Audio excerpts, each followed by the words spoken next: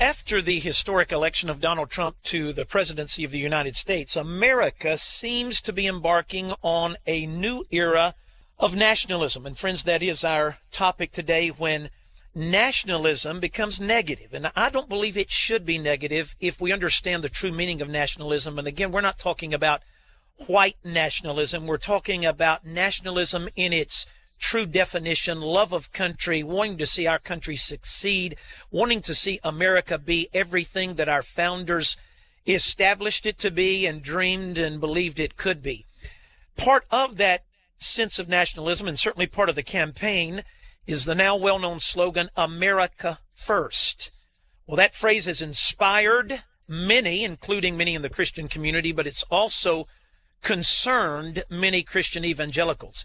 What do I mean by that? Well, here's questions that are being posed. Should Christians embrace such a concept of America First? Are we not to be more globally minded? And then here's a question I get a lot. In light of us being commanded in the scriptures to make disciples of all nations, is an America First thinking in violation of that principle? Well, Gary, Sam, I want to go to both of you men, and Sam, I want to start with you.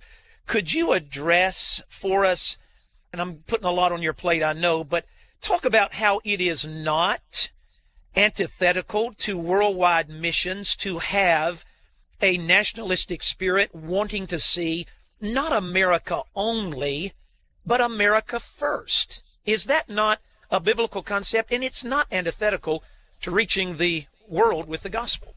Dave, it's not at all. And I think the best way, we can spend a lot of time on that. But again, when I think of that issue, I think of our founders who came here. We tend to think that every age tends to disregard that which went before and tends to think that they've got it all the questions answered. But that's not so. Never has been that way. When our founders came here, they came here for the purpose of finding a new nation where they could train their children up in the ways of God. That's why that's why they came. And they came here as a means of evangelism. They wanted to come and speak about Christ to the Native Americans who were here.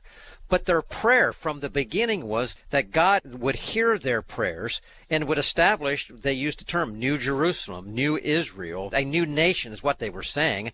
And from the first governor of the colony who prayed that God would establish here this nation to be a shining city on the hill from which light of the gospel would go around the world. And then William Penn here in Pennsylvania, that this would become a holy experiment, an example to the nations.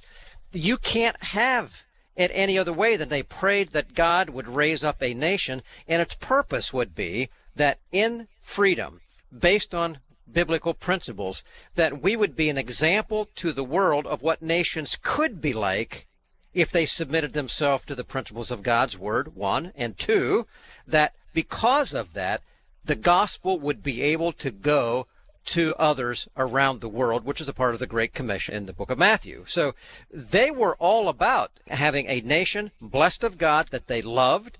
That's the pledge. That's America. 'Tis of thee song we talked about. These things wrapped together. But the purpose wasn't that they would come and just have a lot of money. The purpose was that they would come and they would be blessed of God, raise their children up in the ways of God, and be able to communicate the gospel, and that the world would see, like moths coming to a light, would see that shining city in the hill and say, wow, how'd you get to where you are? Well, let me tell you about the God of the Bible. That is what Israel was all about as a nation. That is what the United States was about as a nation. There is everything right about that. When the motive is right, Dave, it's right to appreciate your country.